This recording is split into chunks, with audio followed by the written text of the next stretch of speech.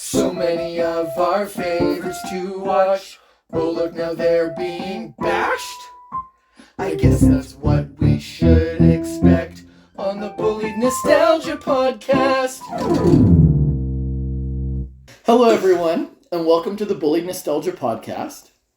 The podcast where we watch things that were near and dear to our heart once upon a time, and then become detached from those feelings as we look at things from an analytical eye. In brutal fashion. I am Timothy Nesbitt, and I'm joined by my brother Jon. Hello. My son Kylan. Hi. And my other son Chance. Hello there.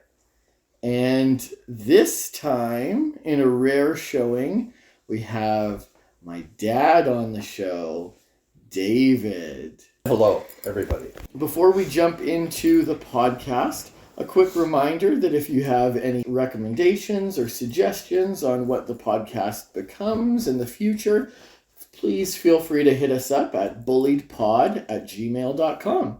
And with that, I'm going to take a quick sip from my Bullied Nostalgia mug before I say any more. What the heck? I don't know if they could hear you sipping. Do I sound like a vacuum? That was him taking a drink. We officially have branded merch that we cannot sell as merch because we do not have the money to sell the merch. You really ruined that moment. What do you mean? Just was so nice until you did obnoxious sounds. Okay, how was the drink? What made the drink even better? What made it worse? No. What made it better? The mug. Oh, what mug? We already said. I know, but you didn't spend enough time on it. I have a mug that says Bullied Nostalgia on it. So cute.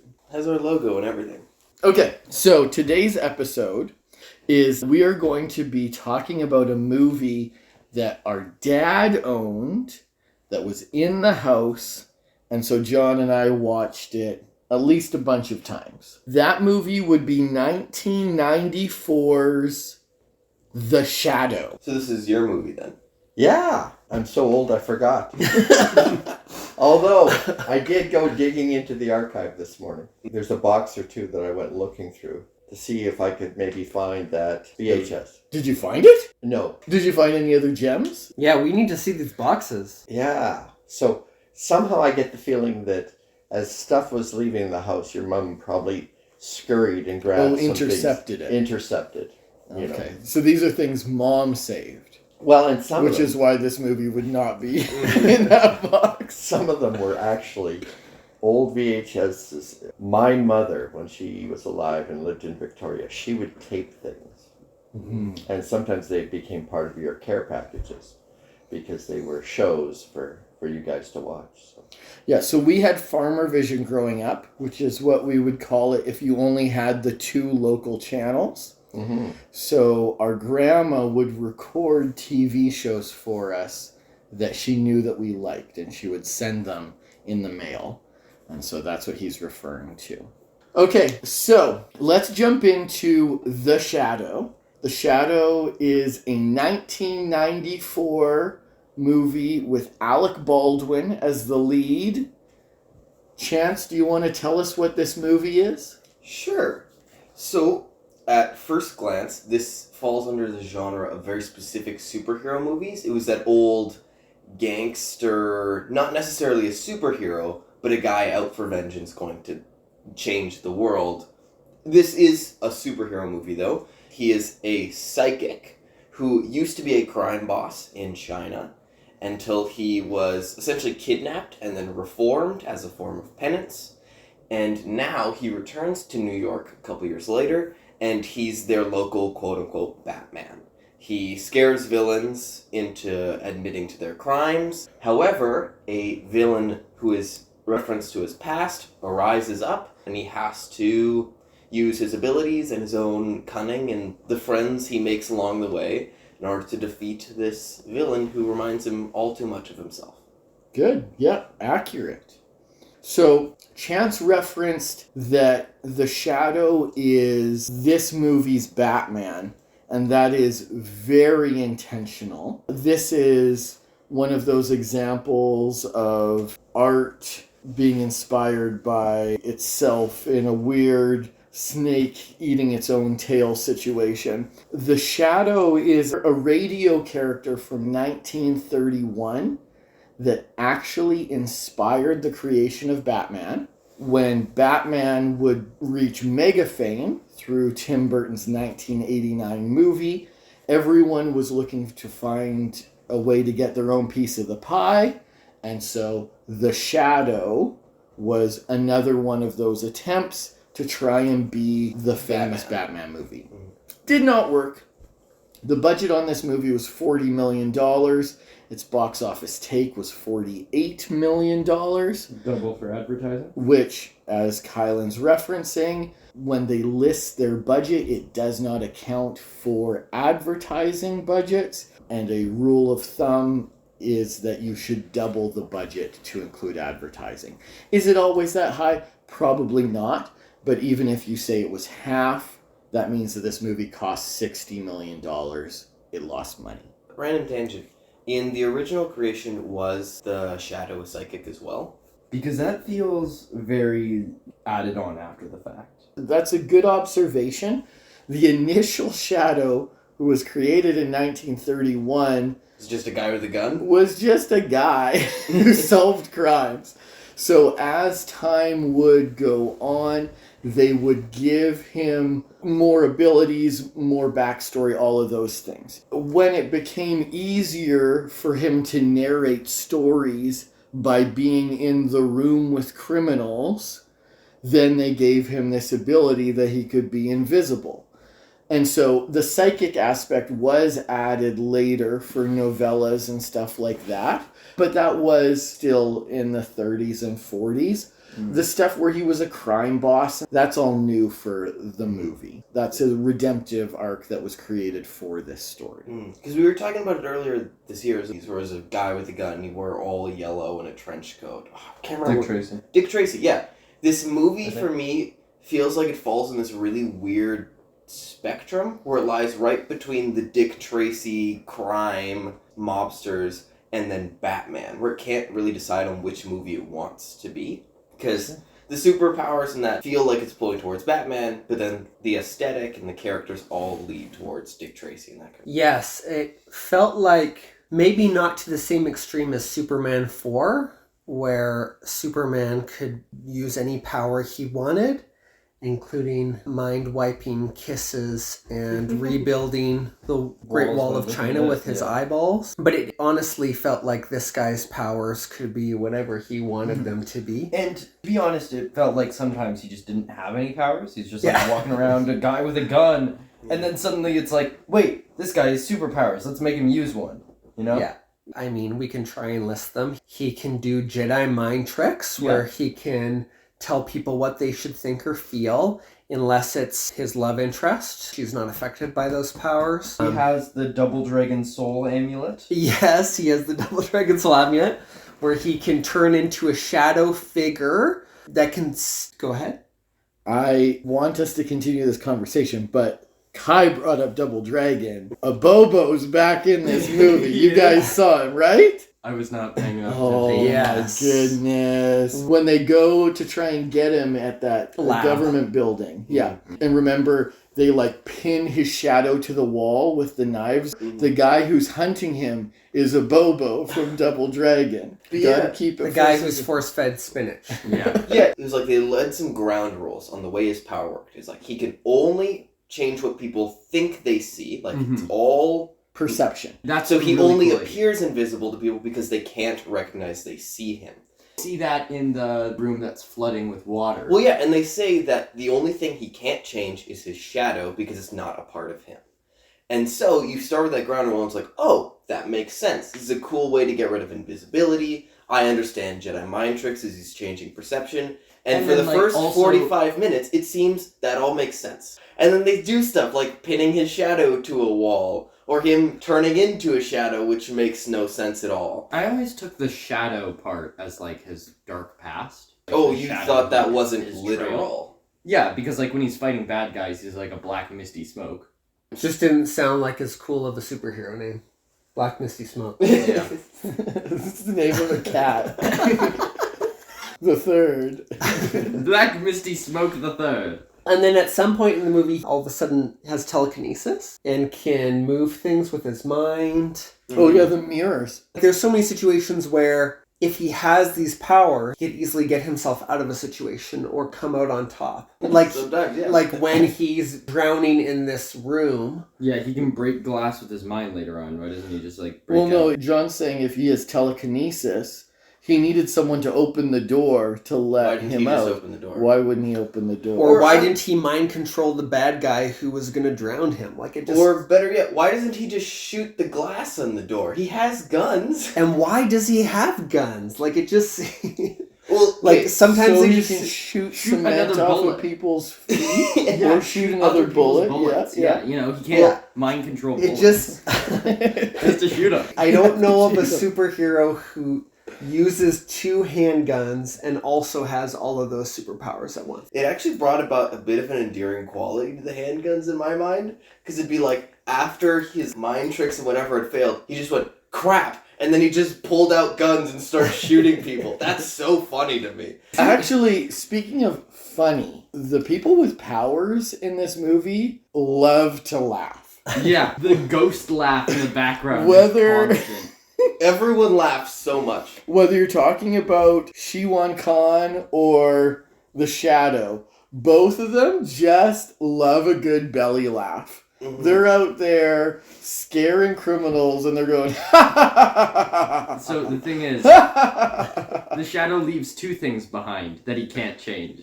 His shadow and his laugh. Yeah, so to paint a picture for people, it's like when he's looming in the shadows and scaring bad guys, he has this maniacal laugh that scares them. And then Tim referenced the antagonist of the movie, Does the same thing. who does the same thing. Whereas Batman would pick at you one at a time, completely silently, so you were just left by yourself. The Shadow prefers to punch your friend in the face while you're watching and then make fun of you for it. So this was supposed to be a Sam Raimi movie. Mm. Sam Raimi pitched on this movie and for whatever reason did not get it. He pitched it a couple years earlier. Because the studio said no, Sam Raimi said, fine, I'll do it myself, Thanos style. Mm. And he made his own movie. He got Liam Neeson and made Darkman. Oh.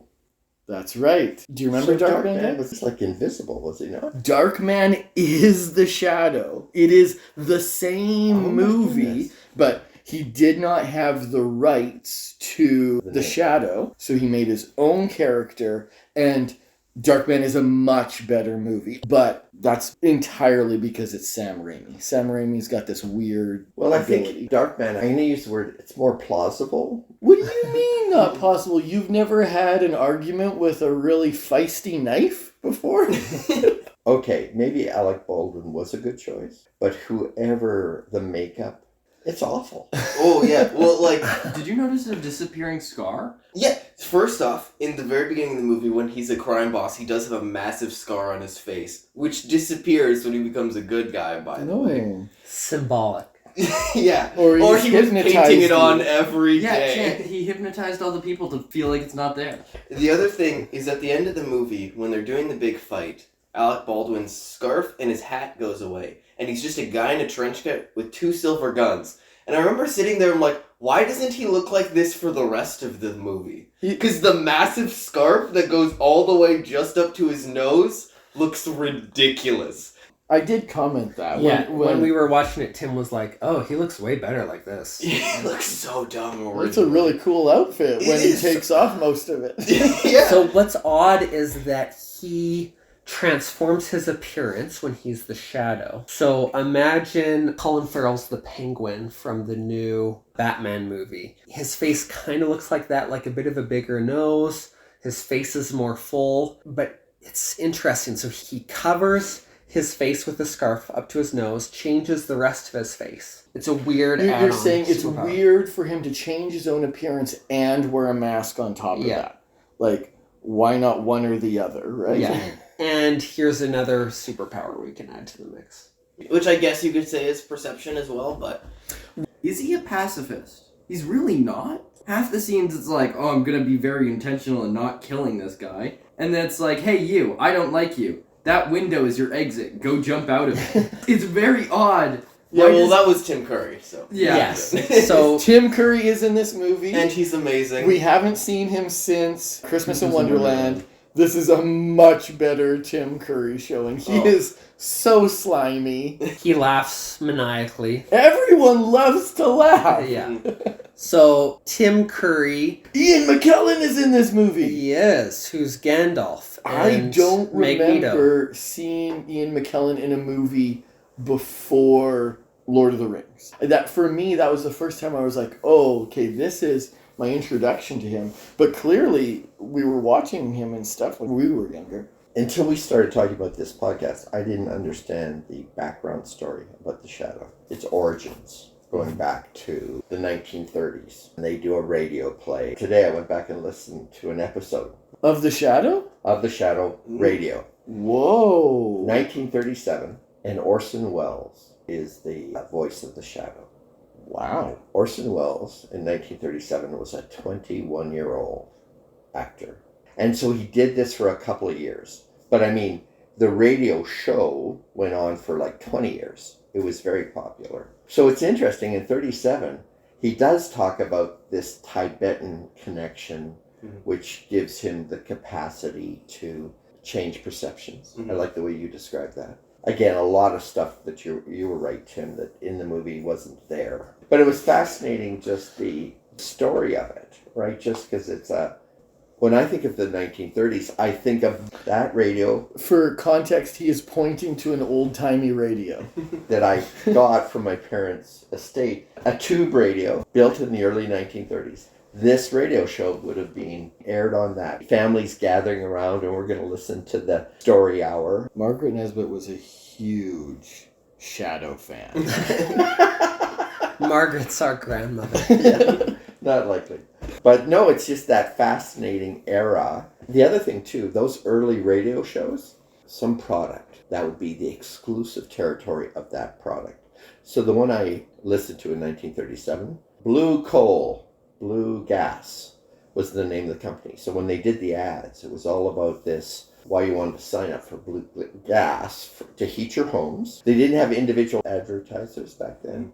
So there's a scene in the movie when Khan and the Shadow meet. Khan is the antagonist, Yep. who is the descendant of Genghis Khan. The only living descendant of Genghis Khan. We'll circle back to that. Okay. So they meet and they're having this stare down. This is the start of their confrontation. And they pause from that to get some like witty banter in about their ties. He's like, oh, I really like your tie. You should try it. It would look great on you. Yeah, And- where'd you get it? Downtown. Yeah, and he says a story and stuff like that. That is paying homage Oh my goodness. to the radio show when Yes. they would have to drop in advertisers all the time as they advertise for this old tie company Oh my goodness. midway through the movie. So as we've referenced a little bit of, Alec Baldwin's character is a mob boss in Tibet who goes by Lamont Cranston. He goes to see a monk who reforms him, teaches him these powers, and he comes back to New York to make a penance for the life of crime that he has created. We know that because it's all told to us in a giant text scroll. Oh, that is so weird. So I don't know of another movie that does this. It's common for movies to have an opening crawl. But never a midway crawl. Yeah, they do a scene, they introduce us to the characters, yada, yada, yada, and then they give us the opening crawl about 10 minutes into the movie. And it's like 3 lines. They did a scroll of text instead of showing you develop, instead of showing him grow into the hero he would become. Or seeing a montage. You They see nothing. they just showed a few sentences saying a lot of stuff happened. He got better. When I think of some of the later movies, and I didn't realize, Tim, the connection between Batman, but when I think of the Christian Bale Batman and that story about what happened in Tibet, I thought that was a much better job of developing that whole backstory so that you understand the person present, right? Yeah. It is very unfair to compare this to Batman Begins. Batman Begins is the perfect superhero movie. But yes, certainly this has all the same tropes. Batman Begins tells a story of two people from Tibet who walk different walks, one fighting for justice, one fighting for evil, and they confront one another. It's the same story. It's just that in that movie, the bad guy doesn't possess a really grouchy knife. Well, you think of the 1994 versus 2008, right? It just seems cartoonish. But It's got some lovely pictures, but it doesn't really have a story. lovely pictures. Every background in Is this a movie picture. is a painting. It's so funny. It's so blatantly obvious that they can't take a step to the left or they'll walk into a wall. The knife has been brought up a couple of times. When So he goes to Tibet, he's like meeting with the monk, and he's like trying to throw things at the monk, and he picks up a knife, and the monk is like, "Oh, I wouldn't do that," and then the knife stabs Shadow. So the knife is alive, is the insinuated concept. And so one of the powers that you can develop is, Control of the knife. yeah, that it obeys you. And this one knife is really sassy. He's got sharp teeth. And like 8 legs. So the knife will bite you if you're not careful. Yeah, you can't even hold on to it because it'll bite you. yeah, so when he's still a warlord, he has this encounter with the knife, and then we don't see the knife again until It's revealed that Shihan now has control of the knife and actually used it to kill their mentor. And so that's supposed to inspire fear that this knife that Alec Baldwin couldn't control, now the bad guy can control and killed Alec Baldwin's mentor with. So we've talked a little bit about Shiwan Khan being the last living descendant of Genghis Khan. In 2003, DNA data discovered that approximately 8% of people living in Mongolia are direct descendants of Genghis Khan. In the 30s, when this movie is supposed to take place, that would have been 5 million people. Genghis Khan sowed his seeds, would be the way to put it.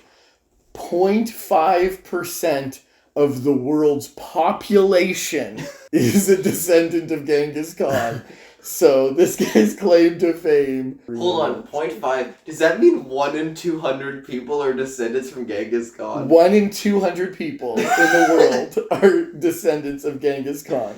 The master plan of this is that the bad guys essentially discover the nuclear bomb before the United States do in World War II. The metal that gets referred to a bunch in this movie is beryllium spheres. Beryllium is real. Beryllium is real.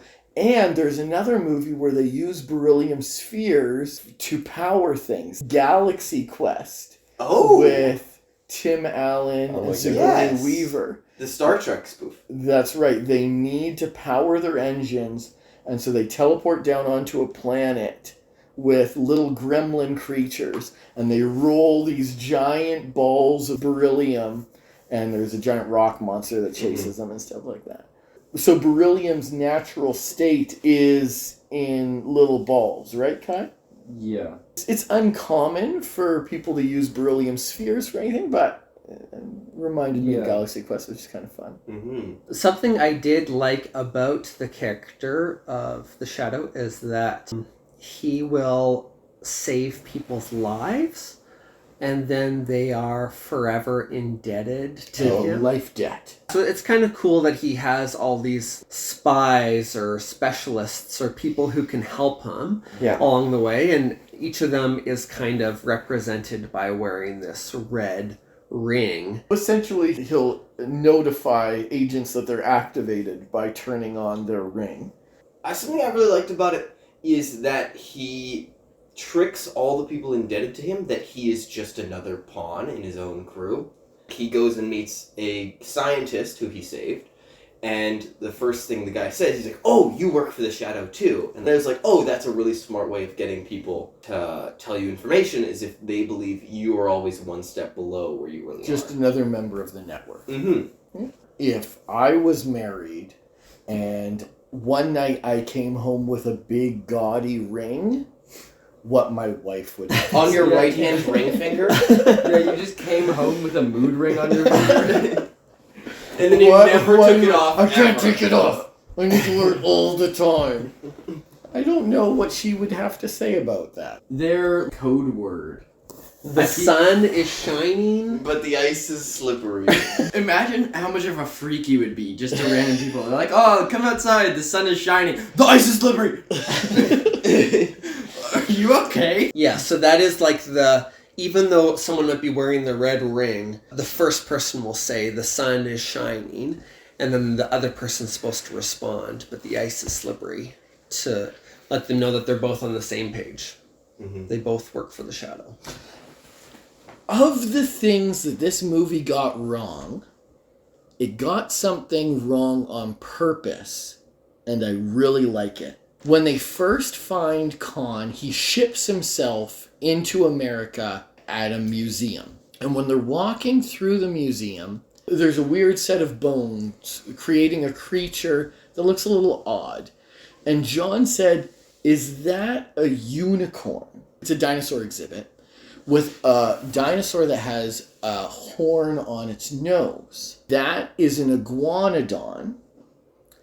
Iguanodons famously were assembled incorrectly. They have big horns for thumbs, but when they were first dug up, everyone assumed the horn went on their nose. So that dinosaur exhibit is intentionally wrongly assembled to throw back to what For the time period. the time period was.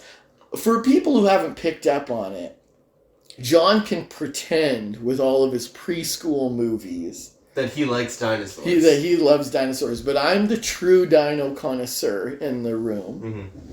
Mm-hmm. And yet he still has the most boring opinion ever. Ankylosaurus is the best. Yes, everybody knows that you're just like everybody else. Ankylosaurus is the best. Ankylosaurus excuse me. is the best dinosaur. It's a turtle with a so boring. sledgehammer covered in spikes. Whoever did that acknowledgement, it would have to be pretty nerdy. Like, that's just some random piece of information you have about dinosaurs that you just decide to incorporate it into the Especially show. in the background. There are some parts of this movie that just feel weird to watch. Like the part where Margot, who is the romantic lead, she wakes up and she talks about her dream. 2 minutes of just her describing herself naked on a beach. And then the Shadow says, "I ripped my face off," and there was another guy underneath. Yeah, he says that. That was a pretty good line. In all honesty. Yes, she goes, "You have problems. I know that." I think that was the only attempt at humor in the whole movie. But it was Intentional good. humor. It worked. But I guess, talking about Margot for a moment, I don't know if I liked her or not. How did you feel about Margot, Dad? I like that she has a power. She's impervious to the Shadow's abilities. Mm-hmm.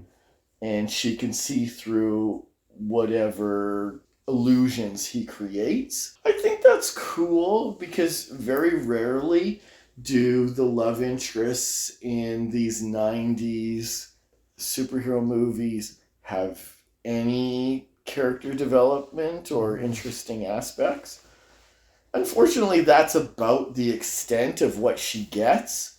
It's a shame, too, because you're right. They introduced that she has this capacity, but it's never explored. Yeah. It would be fascinating if they had put her front and center and she had been the linchpin in defeating Khan, right? Mm-hmm. Like if she couldn't be controlled or whatever. And so the two of them are at a stalemate, shooting each other's bullets out of the air and such.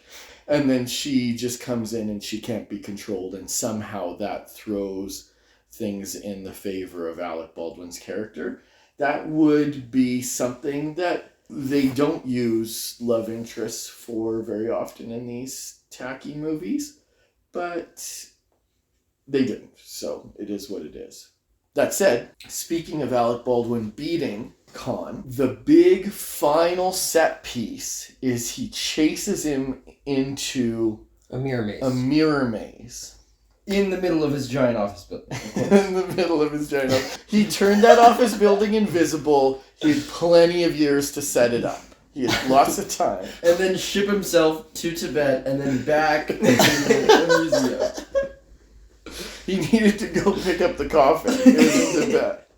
Yeah, he chases him into a mirror maze, and the whole scene lasts like a minute, maybe? It happens really fast. That was supposed to be the emotional climax of the movie. Khan was going to mess with the Shadow's mind. He was going to toy with his past and his relationship with his past and make him question who he is, make him fight the old evil version of him as a reflection of who he is. Unfortunately, there was a earthquake, 6.7 on the Richter scale, And all the mirrors shattered. and it broke all their mirrors. So they didn't do that. It was too expensive to rebuild a mirror maze. So we got what we got. Which was a video of a mirror exploding replayed 37 times. Yeah. I have to interrupt what you're saying because there is a sign that smokes in this movie. Oh yes, the big Right. billboard. I think you're saying like a no smoking sign. No, I'm talking about a billboard where smoke comes out of the person's. It's advertising like tobacco. And this is Khan's superpowers, or his ability to mind control You people, just lit the billboard on fire. is limited to the smoking billboard. He needs to get people to the billboard to be able to mind control them. There's a whole scene where he tricks Person after person to go and look at the billboard. to go look at the billboard. So I just it's a little bit goofy. Like, I know that they had a really cool prop, and they're like, we gotta put this in as many scenes as possible. But it comes off as really weird that it's like, you can only trick people if they stare at this billboard for a while. We watch a scene of this woman getting a call, getting into a car, driving there, going down the hallway, getting to the billboard. It's like, okay, well. Like, It all leads to this. oh, it feels so strange because there's a part in the movie, and it's supposed to be this big climax, where Alec Baldwin realizes that Shauhan, or whatever his name is, his hideout is in the middle of the city, but everyone in New York has been hypnotized to not even recognize it's there. And it's supposed to be this really big revelation, but we have no reason to suspect people can't do this normally. We've never seen either character be limited in any capacity by their hypnotism capabilities. Yeah, earlier in the movie, he walks over to that abandoned lot and he's like, "There's something strange going on here," and I'm like, "There's probably a building in there." There was literally a scene at the start of the movie where it's like, "There's no temple." It's like, "Yes, there is," and there was. I don't know why he wouldn't be like, "There's something strange going on here. I'm gonna go investigate." If they had put somewhere early in the movie that a good hypnotist can maybe control 7 people at once, and then it was revealed that he was controlling the entire city, you'd be like, oh my goodness, this guy must have so much power behind him. But they don't tell us anything like that they're limited in any way, so we have no reason to suspect it's like, don't like that building anymore. That one sold me bad Thai food. No one knows it's there anymore. Okay, John, your notes are... Do you have anything you want to do before we go to closing? Oh, I have a few more things. Oh. Can we talk about Spinny Floor? Spinny floor! Worst booby trap of all time. Oh no, guys! There's a guy coming in to attack me. I'm gonna make the floor underneath him spin. I've got a button on my throne that makes the floor spin. I mean, it kind of fits in with the mirror maze. Yeah, you guys are thinking like he did all this as booby traps. It's not a It's a fun skyscraper. house. Yeah. It's not a skyscraper. He's Nobody tricking you knows into doing the that. building is there. No one ever comes over. He's got to find ways to have He's fun so by himself. bored. And normally you get other people to like spin the merry-go-round for you. he doesn't have any friends. He gets the knife to spin it. So he has to press the button on his throne to spin the room around a little bit. So what I was going to talk about is at one point in the movie, a message is sent through a pipe. We watched that message go through a pipe for probably around 40 seconds of just different shots of pipes.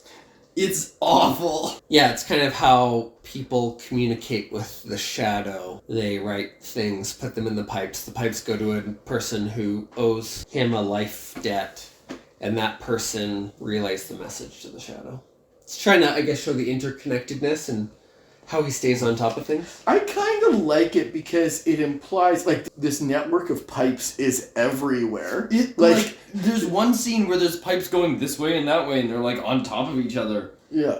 So part of me is like, how on earth did we get here? But the other part is like, imagine all the contractors and health and safety inspectors and Half stuff. New York is in his debt. That all wears rings. It's like, why are you putting a pipe through my kitchen? It's gotta happen, lady. There is no pipe here. The other thing I wanted to talk about is the special effects are weird, because half the time they're really good, and then the other half the time they aren't. Yes, where they experiment with computer graphics, it's Awful. very bad. Like, there's like this one scene where he's sitting in a chair next to a fire, and then out of the fire comes out this demonic, awful CGI face, and like laughs at him, and it goes back in, and he's like, Who is the face, by Someone's the way? here. Was that Shiwan? I think so. Why didn't it have facial hair? Well, because... it's a fire yeah, chance. the hair burns in fire, obviously. It had fire chance. And, I mean, it laughed, so that could be anyone. They do love to laugh. Was there ever any talk of there being any sequel or prequel movies to this? I'm sure there was intention of sequels. There was even a video game. It was a brawler game, or whatever you call it. Beat 'em up? Beat 'em up. Does it exist, or was it an idea? It exists. It was finished, but It never got published? they never published it because the movie was a financial flop. I've seen footage of it, so there's emulators out there. You can play it, but the cost of making the cartridges, I guess, was not worth as much as just leaving whatever money it had cost on the floor. So yes, the answer is obviously they wanted a franchise out of this. By the time this movie had come out, we already had a second Batman that was out. They wanted that money. They wanted a Shadow Returns, Shadow Forever, Shadow and Robin, but they never got it. There was no one paying to see it. But let's go to closing. Chance, what is the rating of this movie? Guys, sorry, first, in the levels for the Shadow video game, there is a carnival. The skyscraper is a fun house. I'm not going to give this one a positive number because I don't think its merits hold it above a place where I'm watching this because I want to watch a good movie. I enjoyed it, but that mostly comes from the silly things or good little moments. So I think this is going to be a negative number. But I'm torn between a -3 and a -4. Wow. I don't know, because -4 for you were saying if it's a negative movie, it's saying you're enjoying it because it's so bad. I feel like your scale before is like, your negative numbers are like, this is laughably good. But I feel like, based on the things you've said so far... Negative implies laughably bad. Yeah, and you've just been saying it's actually just not that great of a movie. So I feel like you're leaning more in the 1 or 2 area rather than I think that's -3 or 4s. I did enjoy parts of this movie, and I did like laughing about certain things about it, but I wouldn't call it a necessarily good movie. So I think maybe you're right that a 3 or 2 might actually be a better place for it then. A 3. 3 is a good movie. I'll give it a 2 then. I think that's fair. I don't want to claim this is a good movie, but I did enjoy parts of it, and I did like laughing at certain things about it. Kai, do you need cookie time? I don't think there is a cookie. I think I'm being brainwashed. You're done with cookies? No, I think I'm being Hypnotized brainwashed. cookie. Yeah. Yeah. You're hypnotized to believe it's a world. You don't want to without lean cookies. into it being a shadow of a cookie? I think A shadow cookie with unambiguous superpowers. I think this cookie is a smoking sign trying to brainwash me. Smoking cookie. Put it in the oven. Did you just Google smoking cookie? No. It's just a burnt cookie. It's just smoking. No, I think it's a cookie with a cigarette in its mouth, obviously. Do you have anything else you want to say about this movie, Kai? No. Okay, cool. Jonathan. What I remember from this movie, from my childhood, is make sense? the knife with the teeth and the bomb they had to defuse at the end. Everything else was kind of like, oh yeah, I vaguely remember this. So it was, a large part of it did feel like rewatching a movie that I hadn't remembered or hadn't seen. Yeah, it's not a good movie. I think it's been fun to collectively make fun of, but it's not really an enjoyable experience, so I would never watch this again. I'm going to give a controversial take. This is also known as a hipster take. Go ahead, Tim. I'm going to give a hipster take. Hang on, let me hold my Bullied nostalgia mug while I do it. Yeah. Controversial opinion before it was cool. Wow. This is not a good movie. However, I don't think this is worse than Tim Burton's Batman. I don't think that this is worse than any of the bad 90s superhero movies that came out.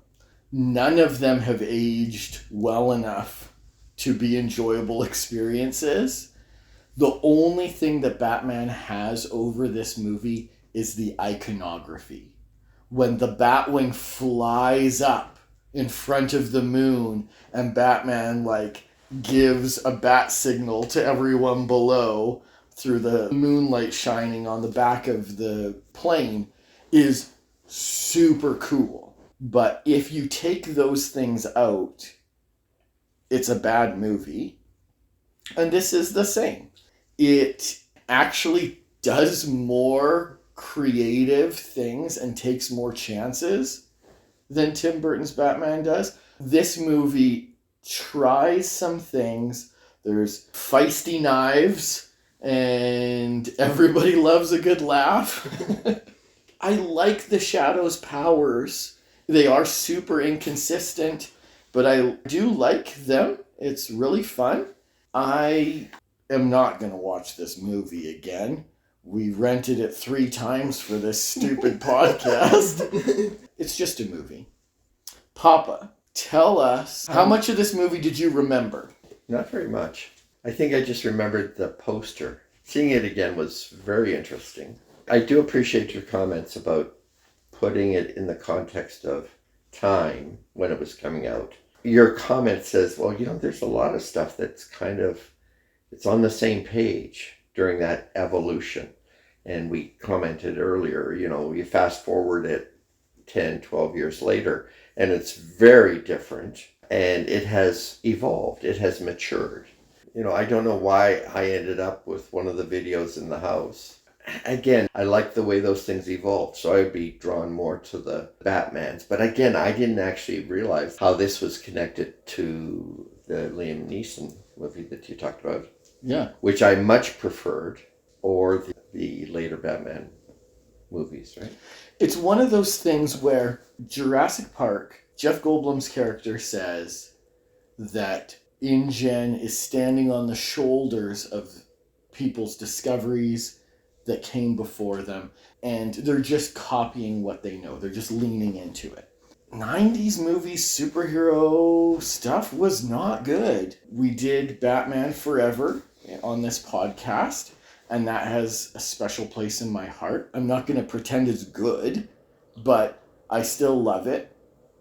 I remember going to see Batman and Robin in theaters.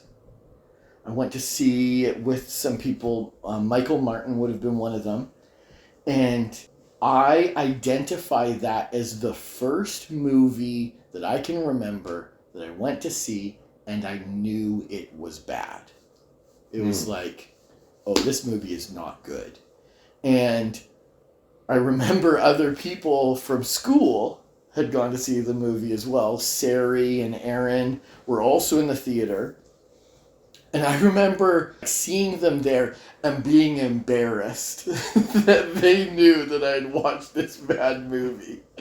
And that's all The Shadow was, right? Is Tim Burton had found mega fame by making a tacky, not very good movie. And they were like, copy, paste. Let's do that too. But, like, I understand what you mean when you're saying there's, like, an evolution to it. You think about superhero movies now, like we have The Batman, which I consider to be a very good superhero movie. It's more a detective movie, which I liked a lot. But I think that you can only have movies like that by having the gross teenager years in The Shadow, you know? In order to get to that maturity, you have to go through that learning process of recognizing what works and why and what doesn't, you know? Yeah. If we got a Matt Reeves The Shadow next year, would people go see that movie? Well, I've talked to you before that one of my dream movies wouldn't be another The Batman. I would love to, however, go see a movie about The Question, who in a lot of ways is very similar to The Shadow. They play very similar roles. They play in the smoke a lot. Mhm. Wear So- hats. I would watch a People Shadow don't know what their movie face if it looks was like. brought up to the same level of maturity that superhero movies are nowadays. Okay, that actually, closing comment, Kai. Tell us about the Shadow's trench coat. Yeah, I've been thinking about it all day. It's pretty great, but it's very overshadowed by that awful red scarf. So there are trench coat standards. Yeah, like at the end, it's good. You've got to be careful what you pair it with. Of course. Yeah. I appreciate that I turned to you and I said, Kai, before we close. Yeah, And you knew that I was going to ask you about the trench coat. Okay. Well, that is probably all we've got to say about that, hey? Mm-hmm. I do also want to make sure that I let everyone know that our next episode is going to be on Descendants. So, if you've seen or not seen the 2015 movie about Disney heroes and villains' children going to school together, playing lacrosse together. Spoilers. Well, now you know that that's what we're going to tackle next. Praise Beethoven. Praise Beethoven. When the sun's shining. The Ice is slippery.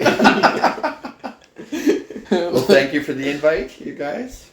Thanks for joining us, Papa. Yeah, nothing like going back in time. Look out for weirdos.